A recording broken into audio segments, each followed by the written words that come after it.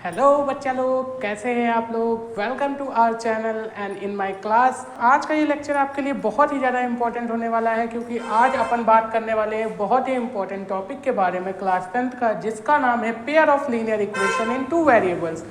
ये बहुत ही ज़्यादा मज़ेदार चैप्टर है और बहुत ही इंपॉर्टेंट चैप्टर है, क्योंकि हर साल बोर्ड में इससे 3 से 4 नंबर के क्वेश्चन जरूर आते हैं।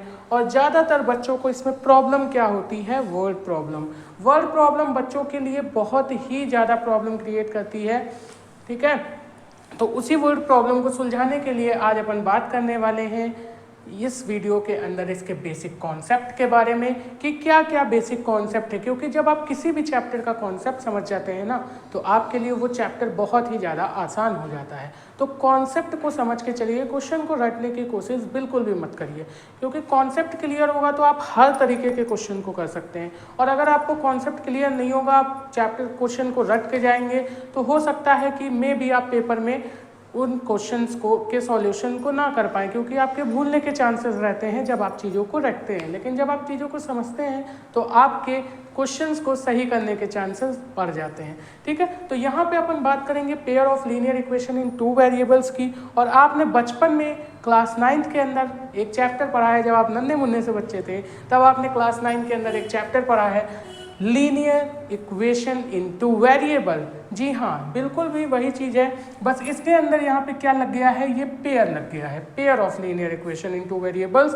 यानी कि जो लीनियर इक्वेशंस आपने क्लास 9th में पढ़ी थी, वही लीनियर इक्वेशंस के जोड़े यहाँ पर आप पढ़ने वाले हैं। तो जैसा कि आपको मैं थोड़ा सा रिमाइंड कराना चाहता हूँ कि लीनियर इक्वेशंस क्या होती हैं। तो इक्वेशन का मतलब क्या होता है, इक्वेशन बेसिकली होती है स्टेटमेंट ऑफ इक्वालिटी। यानी कि किन्हीं भी दो चीज़ों को जब हमें इक्वल दिखाना होता है तो हम यूज़ करते हैं इक्वेशंस का। जैसे कि अगर हमने कोई यहाँ पर इक्वेशन लिखी, सॉरी मतलब पॉलिनोमियल लिखा 2x + 3, ठीक है। तो ये यहाँ पर क्या है, अभी ये यहाँ पर क्या है, इक्वेशन है।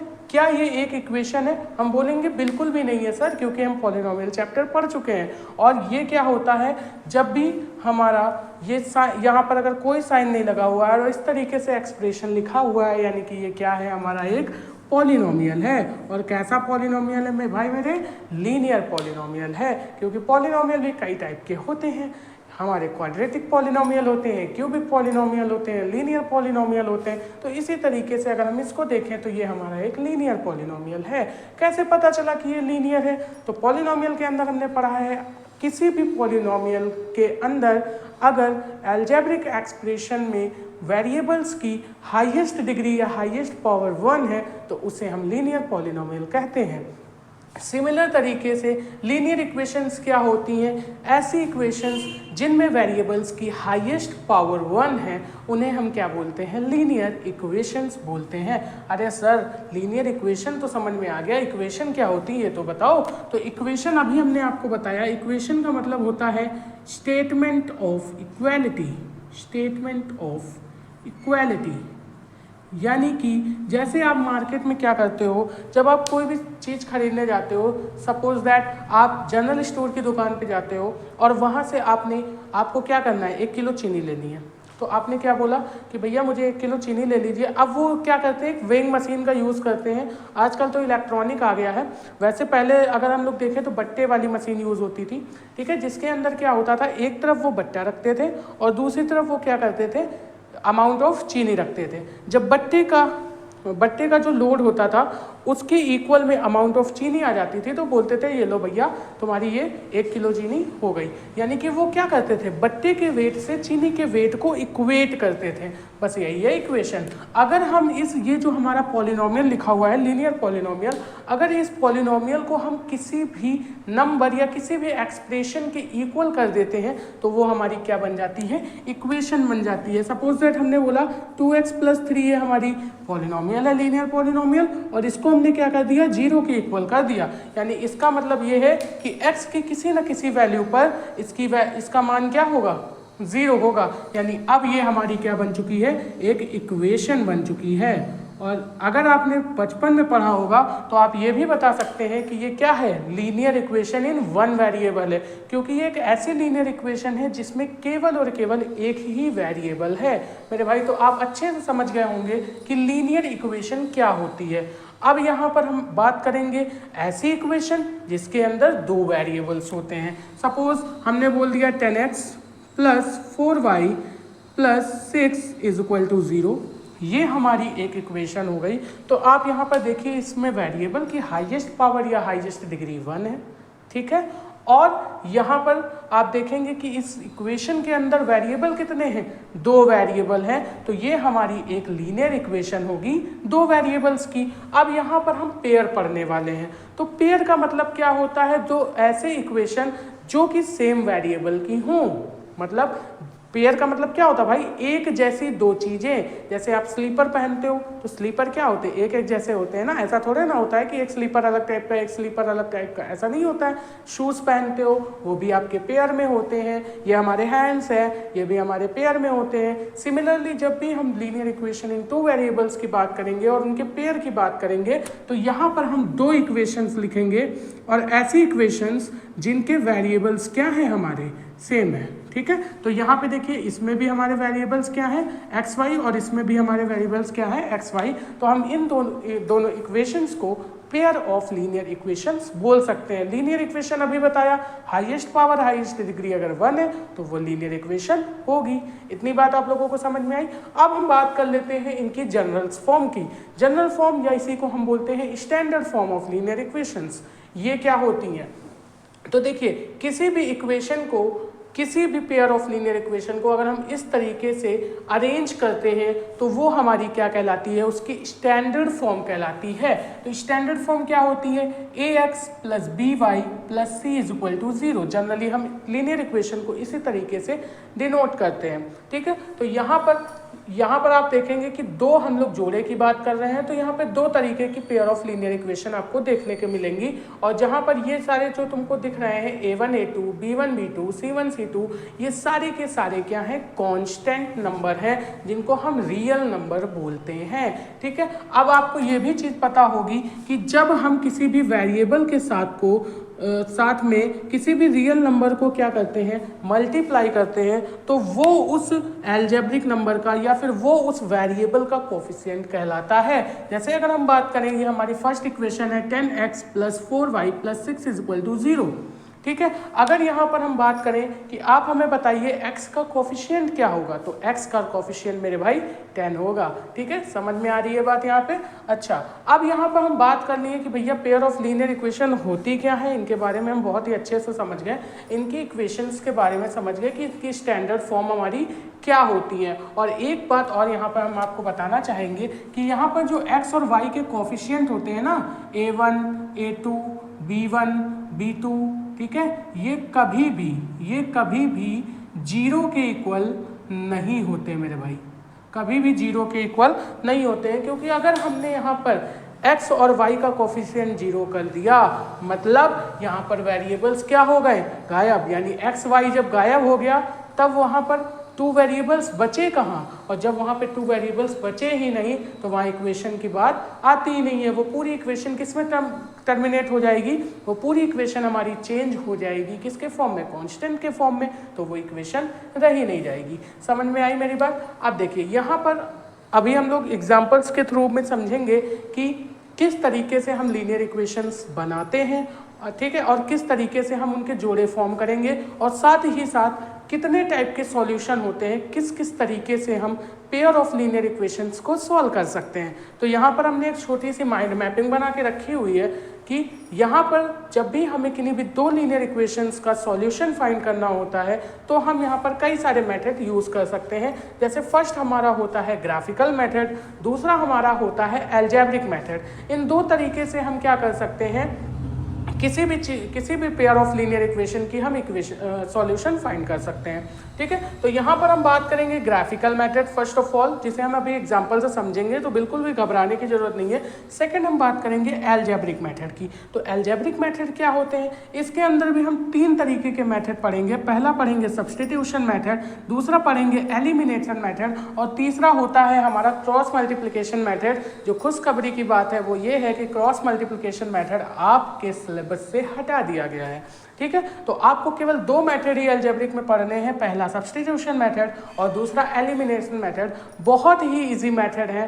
ठीक है, दोनों के दोनों सभी के सभी बहुत ही इजी मेथड है, लेकिन सबसे पहले आपको इक्वेशन बनानी तो आनी चाहिए। चलिए आइए अब बात करते हैं कि किस तरीके से हमें वर्ड प्रॉब्लम दी होगी और उनसे हम इक्वेशन का फॉर्मेशन करेंगे। तो अगर आपको ये सारी चीज़ें नोट करनी है तो मैं साइड में हो जा रहा हूँ, आप स्क्रीनशॉट ले सकते हैं।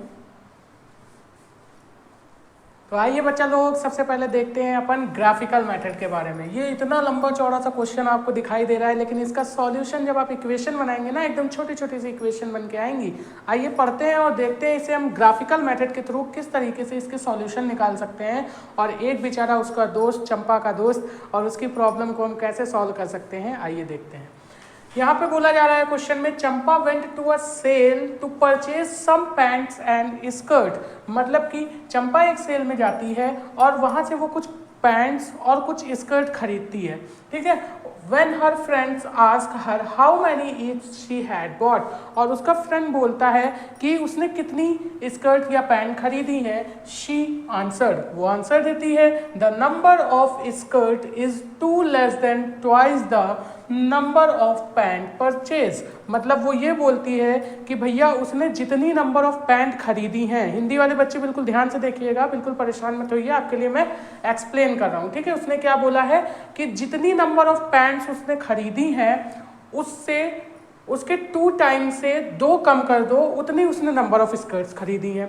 ठीक है, और आगे क्या क्वेश्चन बोल रहा है, also the number of skirt is 4 less than 4 times of number of pant purchase. और उसने जितनी भी नंबर ऑफ स्कर्ट खरीदी हैं, ठीक है, वो मतलब वो उसको हम कैसे निकालेंगे कि भैया उसने जितनी भी नंबर ऑफ पैंट्स खरीदी हैं उसका 4 टाइम्स का 4 कम कर दो, उसने उतनी नंबर ऑफ स्कर्ट्स खरीदी हैं।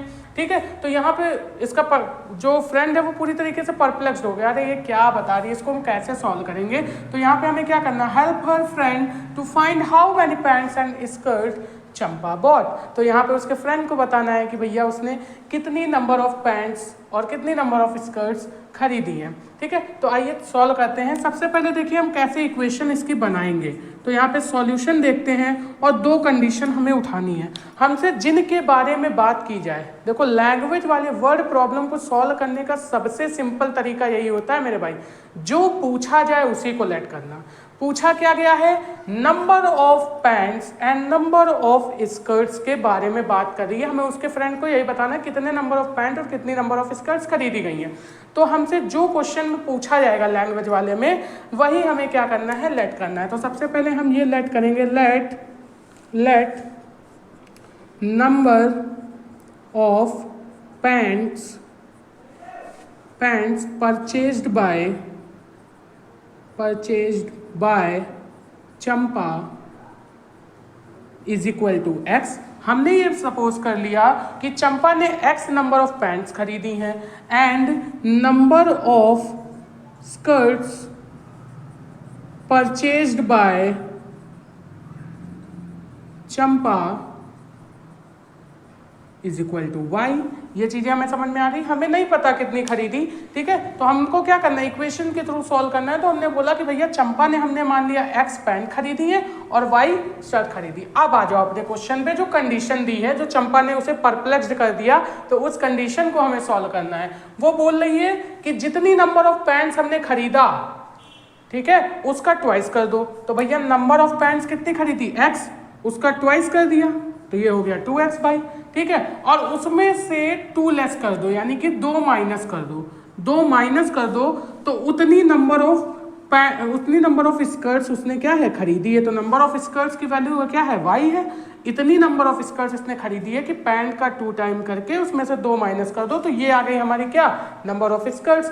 दूसरी कंडीशन उसने और क्या बोली है कि भैया जितनी नंबर ऑफ पैंट्स तुमने खरीदी है, मान लिया x खरीदी है, उसका 4 टाइम करो और उसमें से 4 माइनस कर दो, ठीक है, तब तुम्हें क्या मिल जाएगी कि हमने कितनी नंबर ऑफ स्कर्ट्स खरीदी हैं। ठीक है, तो देखिए कितनी आसानी से हमने क्या किया है, दो वेरिएबल्स का यूज करके दो pair of linear equation find कर ली हैं। ठीक है, अब देखिए यहाँ पे हमारी दो लीनियर इक्वेशन फाइंड हो गई, और देखो लीनियर इक्वेशन अभी हमने बताया ना, देखो वेरिएबल की पावर 1 है, दो वेरिएबल्स है हमारे, ठीक है, और जहाँ पे a1 a2 b1 b2 c1 c2 भी हमें मिल रहा है कॉन्स्टेंट नंबर और रियल, यहाँ पे a1 a2 और b1 b2 हमारे जीरो भी नहीं है, तो यहाँ पे देखिए हमारी ये लीनियर इक्वेशन फाइंड हो गई है। अब देखिए इसे हम ग्राफ पे कैसे शो करेंगे, इसको हम सबसे पहले सॉल्व करेंगे ग्राफिकल मेथड के थ्रू, देन हम आपको बताएंगे सब्स्टिट्यूशन मेथड से इसे कैसे सॉल्व करना है, एलिमिनेशन मेथड से इसे कैसे सॉल्व करना है।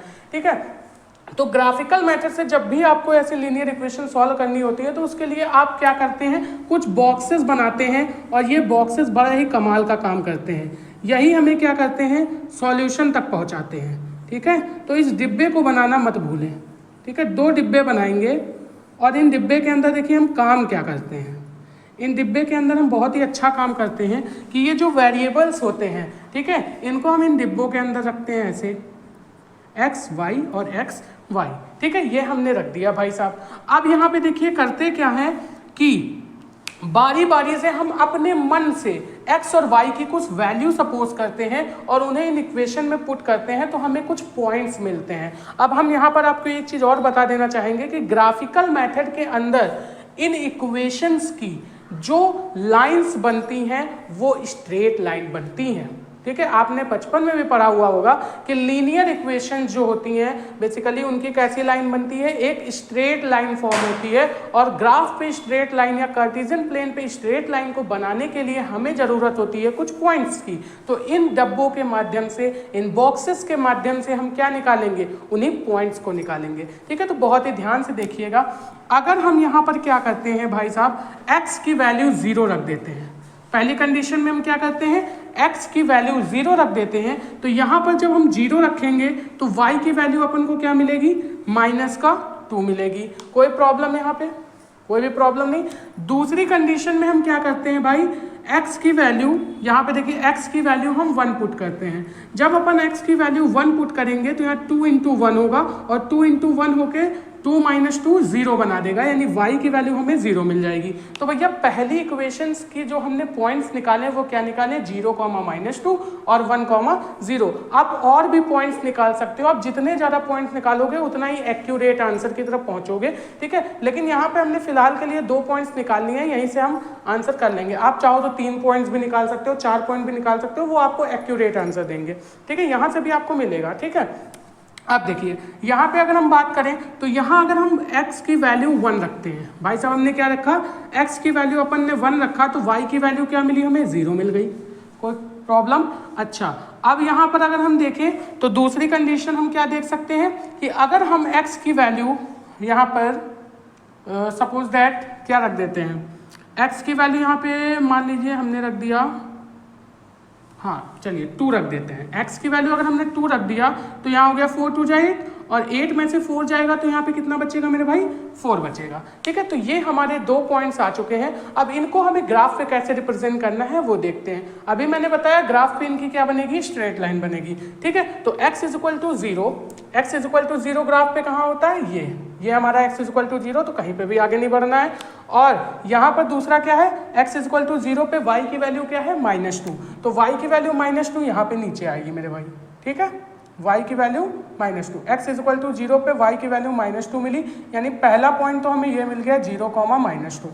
ठीक है, दूसरा हमें पॉइंट कहाँ से मिलना है, x की वैल्यू 1 रखा, x की वैल्यू 1 रखेंगे तो y की वैल्यू क्या मिलेगी, 0। तो देखिए ये दोनों पॉइंट हमारे मिल गए। ठीक है, अब यहाँ से हम क्या करेंगे, एक स्ट्रेट लाइन ऐसे बना देंगे इन दोनों पॉइंट को मिलाती हुई। ठीक है, हमने क्या किया, एक स्ट्रेट लाइन यहाँ से बना दी। ठीक है, ध्यान से देखा।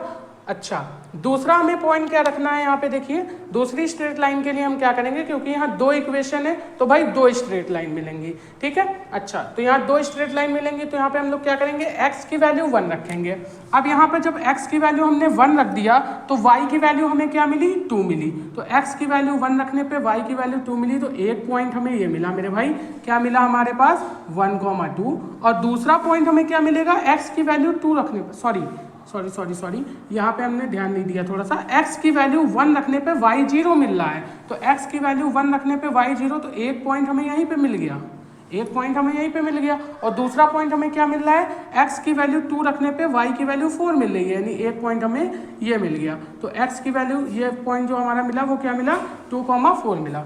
ये बात आपको समझ में आई। अब इन दोनों पॉइंट्स को हम मीट करा देंगे भाई, ऐसे करके ये, ठीक है। अब इसको हम थोड़ा सा अगर हम आगे बढ़ाएं तो देखिए ये जो हमारा पॉइंट है ये कहाँ पे कट कर रहा है, यहाँ पे कट कर रहा है। बात आपको समझ में आई। तो ये दोनों लाइन एक दूसरे को जिस जगह इंटरसेक्ट करेंगी वही मेरे सॉल्यूशन होंगे, वही मेरे क्वेश्चंस के क्या होंगे, सॉल्यूशन होंगे। लो भाई आ गया आंसर, क्या आ रहा है, देखिए अगर हम इसको ऐसे मिलाएं तो देखिए x की वैल्यू कितनी आ रही है हमारी, x की वैल्यू आ रही है हमारी 1, ठीक है। और y पे वो कुछ भी नहीं चला है, यहाँ पे देखिए x की वैल्यू 1 आ रही है और y पे वो कुछ भी नहीं चला है, तो y की वैल्यू क्या आ रही है, 0, ठीक है। इतनी बात आपको समझ में आई। और जहां पे ये इंटरसेक्ट किया भैया, ये जो 1,0 पॉइंट निकल के आए ना, यही हमारे सॉल्यूशन है। यानी हम बोलेंगे x हमारा क्या था, नंबर ऑफ पैंट्स, यानी उसने क्या करा है, एक पैंट खरीदी है और स्कर्ट उसने 0 खरीदी है, समझ में आया। यानी उसने स्कर्ट खरीदी ही नहीं, यानी कि वो अपने फ्रेंड्स को क्या कर रही थी, परप्लेक्स कर रही थी, परेशान करने के लिए उसने इतना बड़ा उसको पहली दे दी। वो सीधे सीधे नहीं बोल पा रही थी, है ना। अगर वो सीधे सीधे बोल देती तो मेरे लिए क्वेश्चन कहाँ बनता भाई, हम लोग उसको कैसे सॉल्व करते हैं, ठीक है। तो ये चीज आपको समझ में आ गई कि किस तरीके से हम क्वेश्चन के सॉल्यूशंस को ग्राफ पे प्लॉट करके निकालेंगे, ठीक है। अब हम यहाँ पर आपको एक चीज और बताएंगे इसके अंदर, ठीक है, कि जो हम लोग यहाँ पर सॉल्यूशन निकालना है तो इसमें 3 तरीके के सॉल्यूशन हमें मिलते हैं ग्राफिकल मेथड के अंदर, ठीक। और उसमें जो हमें लाइंस मिलती हैं, अभी तो यहाँ पे देखिए हमें इंटरसेक्टिंग लाइन मिल रही है, हमें 3 तरीके के सॉल्यूशन मिलते हैं, तो 3 तरीके की लाइंस मिलती हैं। और यहाँ पे आपको पता है कि पेयर ऑफ लीनियर इक्वेशन है, तो भाई हर एक इक्वेशन मतलब हर एक सॉल्यूशन में आपको 2 पेयर ऑफ लीनियर इक्वेशन की लाइंस मिलेंगी, यानी 2 लाइंस आपको मिलेंगी, ठीक है। तो आइए आगे बढ़ते हैं, लेकिन इससे पहले आप इसको नोट कर लीजिए, तो आपको समझ में आ गया होगा कि ग्राफिकल मेथड से हम कैसे सॉल्यूशन फाइंड करेंगे। अब हम आगे यहाँ पर क्या देखेंगे कि हम यहाँ पर कितने टाइप के सॉल्यूशन यहाँ ग्राफिकल मेथड के अंदर देखेंगे, या कितने टाइप की लाइंस देखेंगे, ये अपन देखने वाले हैं। इसको नोट करिए आप लोग। तो आइए स्टूडेंट्स, अब अपन देखने वाले हैं ग्राफिकल मेथड में जो मैं आपको इंपॉर्टेंट बात बताने जा रहा था वो क्या है। देखिए ये 3 तरीके की लाइनें आपको मिलेंगी जब आप ग्राफिकल मेथड से क्या करेंगे, किसी भी पेयर ऑफ लीनियर इक्वेशन का सॉल्यूशन फाइंड करेंगे, ठीक है। तो ये सारी तीन जो लाइंस हमने 3 टाइप की यहाँ पे बना के रखी हैं, ये 3 लाइन आपको क्या रिप्रेजेंट कर रही हैं। देखिए कभी भी आपको अगर इस तरीके की लाइन मिलती है तो आप इसे बोलेंगे इंटरसेक्टिंग लाइन। आप इसे क्या बोलेंगे मेरे भाई, इंटरसेक्टिंग लाइन बोलेंगे। और ये जो इंटरसेक्टिंग लाइन होती हैं ये क्या करती हैं, अगर एक पॉइंट पे किसी भी इक्वेशन को मतलब कि किसी भी दूसरी लाइन को कट कर रही हैं, तो यहाँ पर इनके जो सॉल्यूशंस आते हैं वो कैसे सॉल्यूशन बनते हैं, हमारे यूनिक सॉल्यूशन बनते हैं, यानी केवल एक सॉल्यूशन हमारा आता है, ठीक है। और यहाँ पर इस सॉल्यूशंस को हम और क्या बोल सकते हैं कि ये हमारे कंसिस्टेंट होते हैं। क्या होते हैं, कंसिस्टेंट, ठीक है। इतनी बात समझ में आई। अगर हमको किसी भी ग्राफ में इस तरीके की लाइंस मिल जाती हैं, यानी कि ये लाइन हमारी कैसी है, पैरेलल लाइन, जब कोई भी लाइन किसी को कट ही नहीं कर रही है तो यहाँ पर हमें कोई भी सॉल्यूशन नहीं मिलता है, ठीक है। तो ये इन तरीके की लाइनों को हम क्या बोलते हैं, पैरेलल लाइंस बोलते हैं। और यहाँ पर हमें कोई भी सॉल्यूशन फाउंड नहीं होता, यानी हम बोलेंगे नो सॉल्यूशन फाउंड, हमें किसी भी तरीके का सॉल्यूशन यहाँ पे नहीं मिलेगा। और ऐसी इक्वेशंस को हम या फिर ऐसी लाइंस को जिनके कोई भी सॉल्यूशन नहीं मिलते उनको हम क्या बोलते हैं, इनकंसिस्टेंट भी बोलते हैं। क्या बोलते हैं, इनकंसिस्टेंट। समझ में आ रहा है, कोई प्रॉब्लम यहाँ पे मेरे भाई, ठीक है।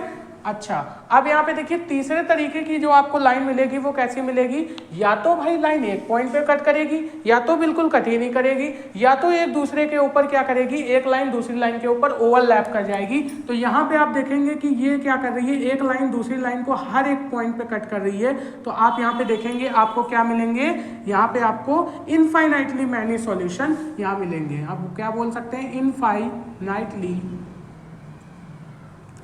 मैनी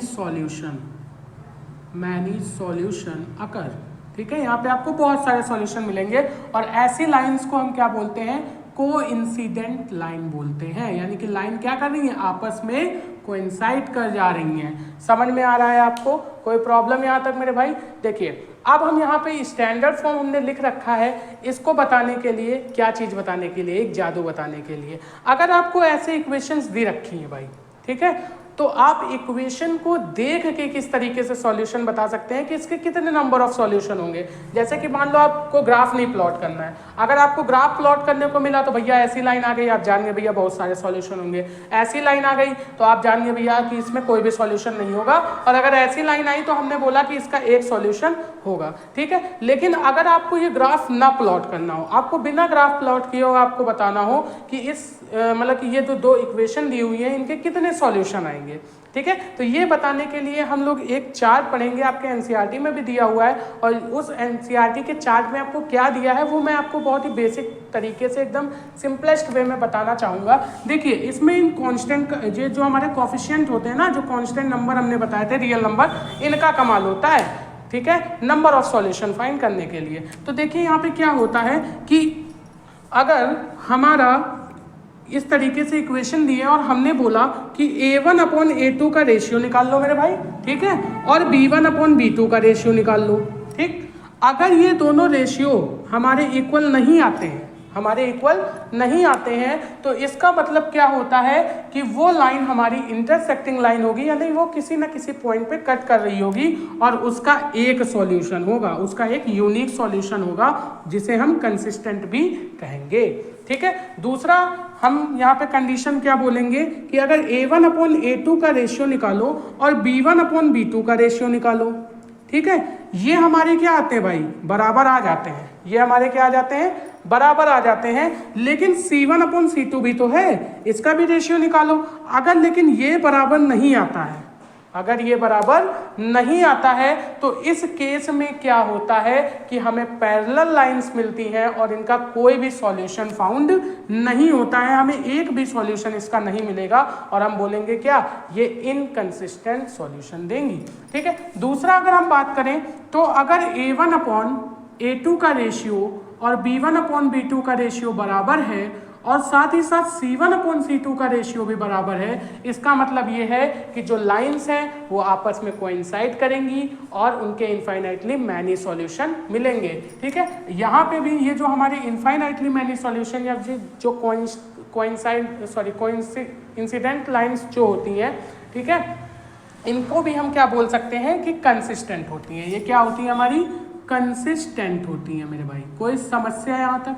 ठीक है, तो देखिए कितनी आसानी से आप चुटकियों में इक्वेशन को देख के बता सकते हैं कि उसके एक सॉल्यूशन होंगे या कई सारे सॉल्यूशन होंगे या एक भी सॉल्यूशन नहीं होगा। ठीक है, तो ये हमारा ग्राफिकल मेथड है। ठीक है, इसके थ्रू हम क्या करते हैं, अभी हमने आपको एक क्वेश्चंस के थ्रू समझाया कि किस तरीके से आप उस पर इक्वेशन बनाएंगे, इक्वेशन को कैसे ग्राफ पे प्लॉट करेंगे और कैसे आप सॉल्यूशन निकालेंगे। ठीक है, आज की वीडियो में बस इतना ही रखते हैं। नेक्स्ट वीडियो में अपन पढ़ेंगे substitution method and elimination method से हम किसी भी पेयर ऑफ लीनियर इक्वेशन को किस तरीके से सॉल्व करेंगे।